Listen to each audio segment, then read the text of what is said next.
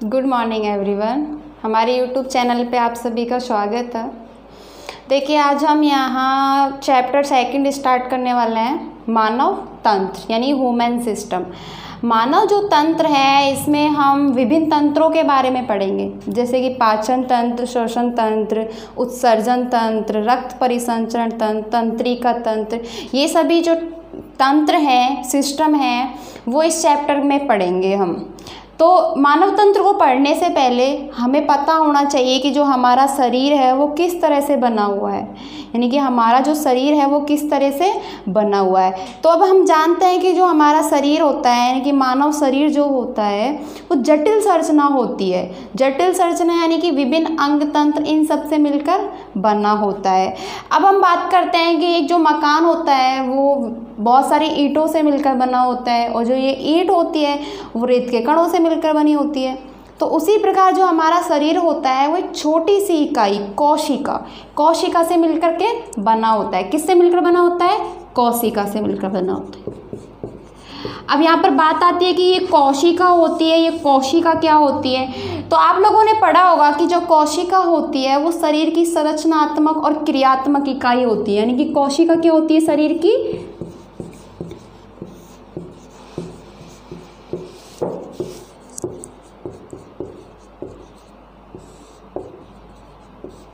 संरचनात्मक एवं क्रियात्मक इकाई होती है। क्या होती है? कोशिका। यानी कि कोशिका शरीर की संरचनात्मक एवं क्रियात्मक इकाई होती है।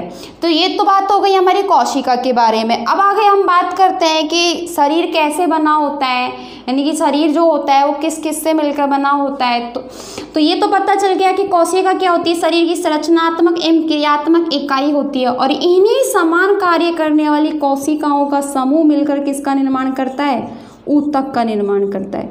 किसका निर्माण करता है? ऊतक का। यानी कि जो कोशिकाएं होती है वो ही मिलकर किसका निर्माण करती है? ऊतक का निर्माण करती है। ऊतक में हमारा आ जाता है जैसे पेशी, अस्थि वगैरह, ये सब किस में आ जाता है? ऊतक में आ जाता है। अब ये ऊतक मिलकर किसका निर्माण कर लेते हैं? अंग का निर्माण कर लेते हैं। किसका निर्माण कर लेता है? अंग का। अंग में हमारा जैसे आ जाता है यकृत, छोटी आंत, ये सब किस में आ जाता है? अंग में आ जाता है। अब ये जो अंग होते हैं वो ही मिलकर किसका निर्माण कर लेता है? तंत्र का निर्माण कर लेते हैं। यानी कि पूरा का पूरा सिस्टम जो होता है हमारा वो किससे मिलकर बना होता है? अंग से मिलकर बना होता है। तंत्र क्या होता है? जो एक पूरा का पूरा काम करता है, जैसे कि पाचन तंत्र। पाचन तंत्र यानी कि जो हम भोजन करते हैं उसका जो डाइजेस्टिव होता है, यानी कि पाचन होता है, वो किस में आता है? पाचन तंत्र में। इसमें ये तंत्र में आता है श्वसन तंत्र, दूसरा आता है उत्सर्जन तंत्र। तो ये सभी तंत्र किस में आते हैं? तंत्र में आते हैं। यानी कि इस चैप्टर के अंतर्गत हमको ये जो विभिन्न तंत्र हैं उनके बारे में पढ़ना है। अब ये जो तंत्र होते हैं वो ही मिलकर किसका निर्माण कर लेते हैं? शरीर का निर्माण कर लेते हैं। किसका निर्माण कर लेते हैं? शरीर का निर्माण कर लेते हैं। तो पता चल गया कि शरीर किस किस से मिलकर बना होता है। यानी कि कोशिका जो होती है वो ऊतक, ऊतक से अंग, अंग से तंत्र, और तंत्र से पूरा का पूरा शरीर बन जाता है। ठीक है, ये बात तो हो गई, अपनी बेसिक बात हो गई। ठीक है, अब बात करते हैं हम यहाँ पर टॉपिक के बारे में। हमारा जो फर्स्ट टॉपिक है वो है पाचन तंत्र। क्या है? पाचन तंत्र। यानी कि हम सबसे पहले पढ़ेंगे पाचन तंत्र के बारे में। यहाँ तक समझ आ गया सभी को? अब फर्स्ट टॉपिक देखते हैं हमारा पाचन तंत्र। पाचन तंत्र यानी कि डाइजेस्टिव सिस्टम।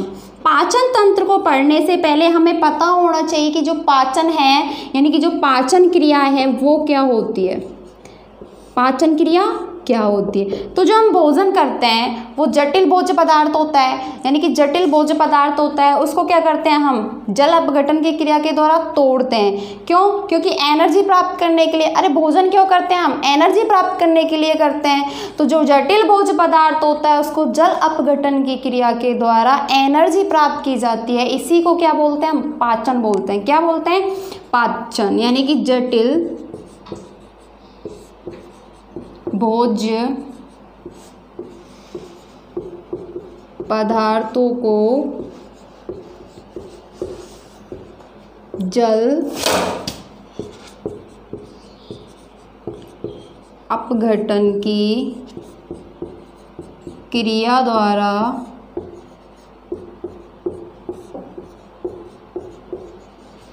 सरलीकृत या छोटे अणुओं में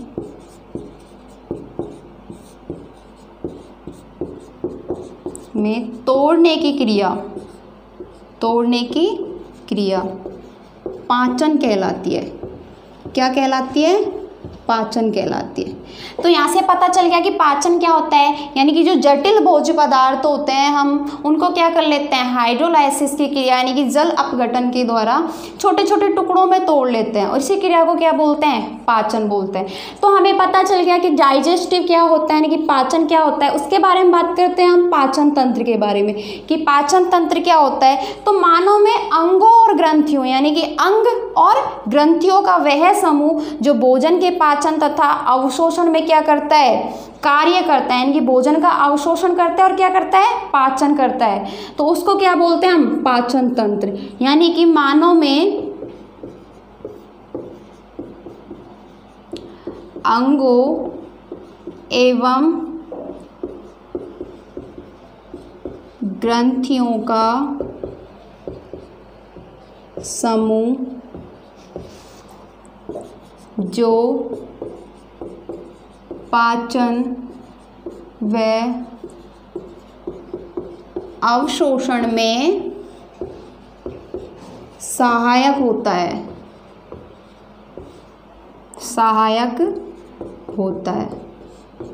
उसको बोलते हैं हम पाचन तंत्र। अंगों से मतलब है जैसे कि अंग कौन कौन से होते हैं, मुंह, हमारा ग्रसनी, ग्रास नली, आमाशय, छोटी आंत, बड़ी आंत, ये सभी क्या आते हैं, अंग। और ग्रंथि 3, लार ग्रंथि, दूसरी हमारी लीवर ग्रंथि होती है और तीसरी होती है अग्नाशय ग्रंथि। तो मानव में अंगों एवं ग्रंथियों का वह समूह जो पाचन व अवशोषण में सहायक होता है उसको बोलते हैं हम पाचन तंत्र। यहाँ तक समझ आ गया सबको, यानी कि हमें पाचन के बारे में पता चल गया और पाचन तंत्र के बारे में पता चल गया। अब बात करते हैं कि जो हमारा पाचन तंत्र है वो 2 भागों से मिलकर बना होता है। कितने भागों से मिलकर बना होता है, 2 भागों से मिलकर बना होता है। अब ये 2 भाग कौन कौन से होते हैं, पहला भाग हमारा होता है आहार नाल और दूसरा भाग होता है हमारा पाचक ग्रंथियां।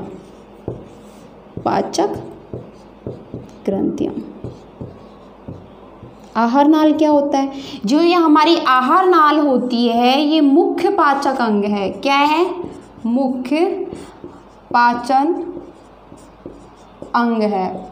दूसरी जो आहार नाल होती है वो कहाँ से स्टार्ट होती है, मुख से शुरू होकर ख़त्म कहाँ होती है, मल द्वार पर ख़त्म होती है। और ये जो आहार नाल होती है वो 8 से 10 मीटर लंबी होती है। ये तो बात हो गई आहार नाल के बारे में कि जो आहार नाल होता है वो क्या होता है, मुख्य पाचन अंग होता है। दूसरे मुख से शुरू होकर मल द्वार पर ख़त्म होती है और 8 से 10 मीटर लंबी होती है। बात आती है कि जो आहार नाल होती है उसमें भी विभिन्न, यानी कि जो ये आहार नाल होती है वो विभिन्न अंगों से मिलकर बनी होती है।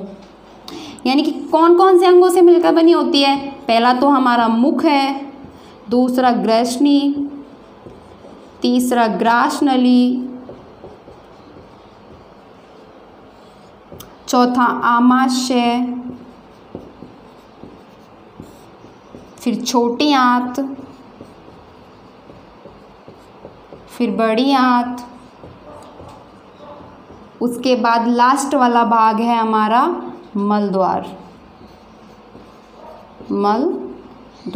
यानी कि ये 7 अंगों से मिलकर बना होता है आहार नाल। पहला मुख होता है, दूसरा ग्रसनी होता है, तीसरा ग्रास नली होता है, चौथा आमाशय, फिर उसके बाद छोटी आंत, उसके बाद बड़ी आंत, फिर मल द्वार। यानी कि ये जो होते हैं ये आहार नाल के विभिन्न अंग होते हैं। अब बात आती है कि मुख क्या होता है। तो जो मुख होता है ये जो आहार नाल का अग्र वाला भाग होता है, यानी कि आगे का भाग होता है, जो कटोरे नुमा संरचना होती है। अब आपको पता होगा बेसिक चीज़ है कि जो मुख होता है वो 2 मांसल होठों से घिरा रहता है, 2 मांसल होठों से घिरा रहता है। होठ क्या होते हैं, संख्या में 2 होते हैं और ये क्या करते हैं, मुख को खोलने और बंद करने का काम करते हैं। दूसरा भोजन को पकड़ने का काम करते हैं। मुख के अंदर एक चीज़ और पाई जाती है, जिह्वा। क्या पाई जाती है? जिह्वा। जिह्वा जो होती है वो पेशीय संरचना होती है। क्या होती है? पेशीय। यानी कि ये क्या काम करती है? ये स्वाद लेने का काम करती है। क्या काम करती है? स्वाद लेने का। यहीं पर एक ग्रंथि भी पाई जाती है, लार ग्रंथि। फर्स्ट जो पाचक ग्रंथि में होती है वो होती है लार ग्रंथि। ये लार ग्रंथि पाई कहाँ जाती है? मुख के अंदर। मुख के अंदर ये क्या काम करती है? ये लार स्त्रवण का काम करती है। लार स्त्रवण का काम करती है। ठीक है। मुख में क्या पाए जाते हैं? दांत भी पाए जाते हैं। जो टोटल जो दांत होते हैं वो कितने होते हैं? 32, यानी कि 32 होते हैं। 16 जो होते हैं वो ऊपरी जबड़े में होते हैं और 16 कहाँ होते हैं? निचले जबड़े में होते हैं। ठीक है। ये दांत जो होते हैं वो क्या होते हैं कि मतलब हमारे जो जीवन काल में है वो दांत 2 बार आते हैं। कितने बार आते हैं? 2 बार आते हैं। एक बार तो क्या आते हैं? अस्थायी दांत, जिनको हम बोलते हैं दूध के दांत। ठीक है। दूसरे जो आते हैं वो आते हैं स्थायी दांत, यानी कि मनुष्य में द्विबारदंती जो दांत अवस्था है वो पाई जाती है। अब बात आती है कि दांत कितने प्रकार के होते हैं। तो दांत जो होते हैं हमारे 4 प्रकार के होते हैं। कितने प्रकार के होते हैं? 4 प्रकार के। पहला होता है कृंतक, दूसरा रदनक, तीसरा अग्रचर्णक और चौथा चर्णक। ठीक है। यानी कि जो कृंतक होता है वो क्या होता है? काटने और कुतरने का काम करता है। काटने और कुतरने का काम करता है। दूसरा रदनक होता है। रदनक क्या होता है कि ये चीरने और फाड़ने का काम करते हैं। क्या काम करते हैं? चीरने और फाड़ने के। यानी कि मांसाहारी जो पशु होते हैं उनमें ज़्यादा पाए जाते हैं रदनक दांत संख्या में, यानी कि ये 2-2 पाए जाते हैं। तीसरा अग्रचर्णक होता है। अग्रचर्णक का काम होता है चबाने का होता है। अगला चर्णक होता है। चर्णक होता है, इनका काम भी क्या होता है? चबाने का होता है। तो यहाँ हम आहार नाल में जो फर्स्ट जो हमारा आहार नाल का अंग है वो है मुख। मुख के बारे में पढ़ेंगे। ठीक है। इधर जो पाचक ग्रंथियाँ होती है वो पहले तो लार ग्रंथि हो गई, दूसरी हमारी यकृत ग्रंथि हो गई, यकृत, और तीसरी हमारी अग्नाशय ग्रंथि हो गई। ठीक है। तो यानी कि यहाँ आहार नाल का तो जो अग्र वाला भाग है मुख, इसके बारे में पढ़ेंगे। फिर हम पढ़ेंगे जो सेकंड भाग है ग्रसनी, उसके बारे में। फिर थर्ड भाग ग्रास नली के बारे में पढ़ेंगे और अगला भाग आमाशय, फिर छोटी आंत और बड़ी आंत और फिर मलद्वार। जो यहाँ हमारा आमाशय होता है ये क्या होता है कि जो सबसे चौड़ा भाग होता है, इनकी मनुष्य के जो अंग हैं, आहार नाल के अंग हैं, उनमें सबसे चौड़ा भाग जो होता है वो आमाशय होता है। इधर जो छोटी आंत होती है उसमें क्या होता है? भोजन का सर्वाधिक पाचन और अवशोषण होता है, और वो भी छोटी आंत के कौन से वाले भाग में? क्षुद्रांत वाले भाग में। ठीक है। तो यहाँ तक समझ आ गया सभी को। यानी कि पाचन किसे कहते हैं? जटिल भोज्य पदार्थों को जल अपघटन की क्रिया द्वारा सरलीकृत या छोटे अणुओं में तोड़ने की क्रिया पाचन कहलाती है। दूसरा हम बात करते हैं पाचन तंत्र के बारे में। तो मानव में अंगों व ग्रंथियों का समूह जो पाचन व अवशोषण में सहायक होता है उसको बोलते हैं हम पाचन तंत्र। पाचन तंत्र में 2 भाग आते हैं, आहार नाल और पाचक ग्रंथियां। आहार नाल जो होता है वो मुख्य पाचक अंग होता है। दूसरा इसमें कहाँ से? मुख से और मलद्वार तक फैली रहती है। 8 से 10 मीटर लंबी होती है। आहार नाल के जो अंग होते हैं मुख, उसके बाद ग्रसनी, ग्रसनी के बाद ग्रास नली, फिर आमाशय, छोटी आंत, बड़ी आंत और मलद्वार। पाचक ग्रंथि के बारे में बात करते हैं। 3 होती है, लार ग्रंथि, यकृत ग्रंथि और अग्नाशय ग्रंथि। मुख के बारे में बात की थी। मुख में हमारे होठ पाए जाते हैं, जिह्वा पाई जाती है और तित्थ पाए जाते हैं। तो यहाँ तक सभी के समझ आ गया। अगला जो टॉपिक है हमारा आहार नाल का जो प्रमुख यानी कि जो अग्र वाला भाग है मुख, उसके बारे में हम पढ़ेंगे नेक्स्ट क्लास में। तब तक के लिए धन्यवाद।